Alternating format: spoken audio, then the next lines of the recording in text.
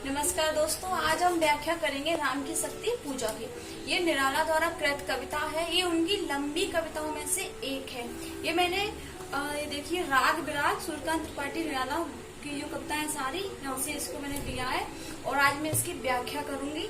हम इसकी व्याख्या बहुत अच्छे से समझेंगे, एक एक पंक्ति का अर्थ समझेंगे, जिससे कि कहीं से भी कोई भी पंक्ति उठा के पूछ ली जाए, आपको ये डाउट नहीं हो कि ये किस कविता की है या फिर ये कहाँ से ली है या फिर इसका आशय संदर्भ क्या है। तो सबसे पहले हम व्याख्या देखेंगे, इसके बाद में एक बार इसका और रिवीजन करेंगे, तब हम देखेंगे कि इनके अंदर कौन सा भाव है, कौन सा रस है, कौन सा संचारी भाव है, कौन सा स्थायी भाव है या फिर कौन सा अलंकार है या फिर क्या, यानी कि फिर सारी विशेषताओं को हम देखेंगे। तो पहले व्याख्या इसलिए आवश्यक है क्योंकि हमें एक ओवरव्यू मिल जाएगा कि किस कवि या लेखक के विचार किस प्रकार है, वो अपने शब्दों को कैसे उन्होंने अपनी लेखनी के माध्यम से उतारा है। तो राम की शक्ति पूजा जो कविता है, इसमें क्या होता है, राम और रावण के मध्य जो युद्ध हो रहा है उसके बारे में बताया गया है। तो मेघनाद वध के बाद में राम और जो रावण थे सबसे पहले एक दूसरे के सामने आते हैं। तो यहाँ उन्होंने निराला जी ने देखिए किस प्रकार वर्णन किया है। रवि हुआ अस्त, ज्योति के पत्र पर लिखा अमर। रवि यानी क्या होता है, सूर्य। ये आप सभी जानते हैं कि रवि का अर्थ है सूर्य। तो रवि हुआ अस्त यानी कि सूर्य डूब गया है। ज्योति के पत्र पर लिखा अमर, यानी ज्योति यानी रोशनी, जो रोशनी रह गई है उसके पत्र पर कुछ क्या अमर लिख गया। क्या लिख गया, इस युद्ध का वर्णन, यानी जो युद्ध हुआ वो अमर तरीके से लिख गया है। जैसे किसी शिलालेख पर हम किसी युद्ध की गाथा लिखते हैं, वही गाथा सूर्य की किरणों के ऊपर लिखी जा चुकी है, यानी लिख गई है। रह गया राम रावण का अपराजय समर। क्या हुआ, अब अपराजय का अर्थ यहाँ आप समझिए। पराजय मीन्स हार होती है, अपराजय यानी कि जीत। लेकिन यहाँ क्या है, रावण का यदि पराजय होता तो क्या होता कि रावण हारा नहीं है। यदि राम होता, ओनली रावण नहीं होता तो क्या होता कि राम नहीं हारे हैं, पराजय हैं। लेकिन यहाँ क्या है, आपको एक इम्पोर्टेंट बात ये कि आपको कॉमा, पूर्ण विराम, ऐसा डैश सभी को अच्छे से देखना है, क्योंकि काव्य में क्या है, छोटे से छोटे चिन्ह का यदि हम ध्यान नहीं देंगे तो अर्थ से अनर्थ हो सकता है। तो राम रावण का अपराजय समर, समर यानी युद्ध। तो राम रावण का अपराजय समर यानी दोनों के मध्य जो युद्ध हो रहा था अपराजय रह गया है, यानी कि उसमें किसी की जीत नहीं हुई, किसी की हार नहीं हुई। आज का तीक्ष्ण सर विधृत क्षिप्र कर वेग प्रखर। आज का तीक्ष्ण सर मीन्स होता है बाण, तीक्ष्ण मीन्स तीर, विधृत यानी कि वो जो चला रहे हैं अपने करों से, क्या है, राम बहुत तेज गति से बाण चला रहे हैं। और वेग प्रखर, उनका वेग कैसा है, प्रखर अत्यंत तीव्र है, यानी कि यहाँ पर बाणों की, तीरों की तीव्रता बताई गई है। सत शैल संवरणशील। सत, आप जब कोई भी बड़ा शब्द आए आप उसको तोड़कर उसका अर्थ निकालने की कोशिश करिए। जैसे सत मीन्स क्या होता है, सैकड़ा या 100। शैल मीन्स यहाँ पर अस्त्र शस्त्रों से लिया गया है इसका अर्थ युद्ध में। संवरण यानी कि वरण मीन्स क्या होता है, किसी चीज को धारण करना, किसी चीज का वरण करना। संवरण मीन्स स्वयं में धारण कर लेना। संवरण से यानी कि सैकड़ों शस्त्र अस्त्रों को खुद में धारण कर लेना, यानी ऐसा युद्ध हो रहा है जहाँ पर सैकड़ों शस्त्र उसमें समा रही है युद्ध के मैदान में। नील नभ गर्जित स्वर, और इन सब शस्त्रों से क्या हो रहा है, जो नीला नभ यानी अंबर, गगन, गर्जित यानी गर्जना कर रहा है, यानी कि नीला अंबर जो है योद्धाओं की गर्जन से या उनके स्वरों से नीला जो अंबर क्या है वो भी गर्जित हो रहा है, यानी कि गर्जन कर रहा है। अर्थात इन सैकड़ों योद्धाओं के स्वरों से नीला अंबर आकाश जो है गर्जना कर रहा है।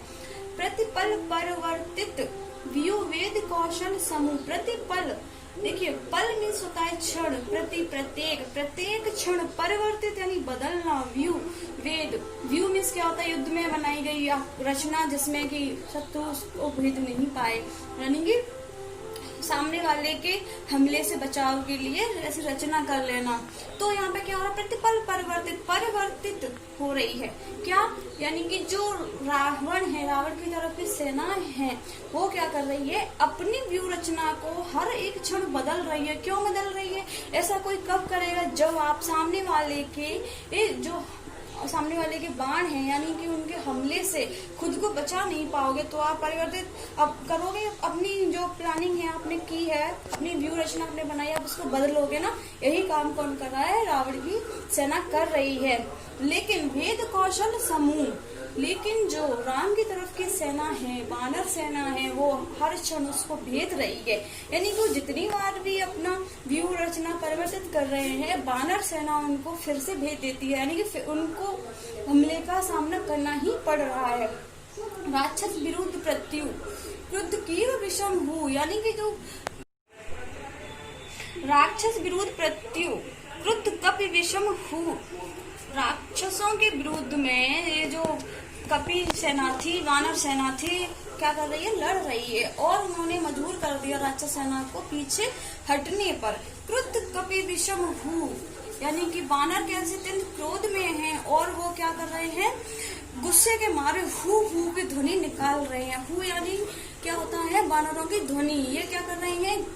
उसमें युद्ध के मैदान में अत्यंत साहस के साथ लड़ रहे हैं और अत्यंत क्रोधित हैं और हू की ध्वनि निकाल कर राक्षस सेना को पीछे हटने के लिए मजबूर कर रहे हैं। विचुरित वनी राजीव नयन हत लक्ष्य बाण, यानी कि जो राजीव नयन कौन है? राम भगवान जो है, उनके नयन कैसे हैं? कमल के समान सुंदर हैं, लेकिन आज वो क्रोध के मारे बहुत ज्यादा लाल हो गए हैं और बहुत गुस्से में हैं। हत लक्ष्य बाण, और वह अपने बाणों से हत लक्ष्य को हत यानी भेद रहे हैं। क्या कर रहे हैं? राम गुस्से के मारे बाण चला रहे हैं और लक्ष्य को भेद रहे हैं। लोहित लोचन रावण, यहाँ पे कॉमा है तो आप समझिए लोहित लोचन किसके लिए कहा है? रावण के लिए कहा है। मद मोचन महियान, तो देखिए लोहित यानी क्या होता है? रक्त। लोचन मीन्स नेत्र, आंख। रावण की जो आंखें हैं उन क्या है? रक्त। लोहित लोचन यानी कि क्रोध से रक्तिम हो गई है, लाल हो गई है, उनकी आंखों में क्या है? रक्त उतर आया है, अत्यंत क्रोधित है रावण। मद मोचन घमंड में चूर है, और इन सब में एक जो महान है वो कौन है? श्री राम। मद मोचन महियान, इस रावण को, इनके घमंड को तोड़ने वाले कौन हैं? राम, जो कि महान है, महियान। राघव लाघव रावण बारण गत युग्म प्रहर, गत ध्यान दीजिए, गत युग्म प्रहर। राघव श्री राम, लाघव क्या होता है? हस्त कौशल, किसी कार्य को अत्यधिक निपुणता से करना। रावण बारण यानी वो वार हो रहा है। राम जो है अत्यधिक कौशल से अब क्या कर रहे हैं? रावण पर हमला कर रहे हैं और रावण उन बाणों का प्रहार सहते सहते थक गया है और क्या हो गया है? 2 प्रहर यानी बीत गए। युग में क्या 2 होंगे तो युग हो जाएगा, तो 2 प्रहर बीत गए हैं। किसको? रावण को।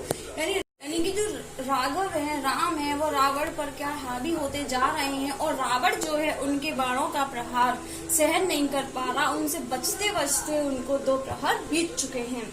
उद्दत लंकापति मर्दित कपि, लेकिन तभी अचानक देखो क्या होता है? लंकापति जो थके जा रहे थे, यानी कि जो रावण है उनको थकान होने लगी थी राम के बाणों से, यानी कि उनका प्रहार वो सहन नहीं कर पा रहे थे। तभी उद्दत होते हैं, उनको अत्यधिक उत्तेजित हो जाते हैं और मर्दित कपि, कपि यानी वानर सेना को मर्दित कर देते हैं, उनको मर्दन कर देते हैं, उनको कुचल देते हैं। दलबल विस्तर, यानी क्या हो गया ऐसा?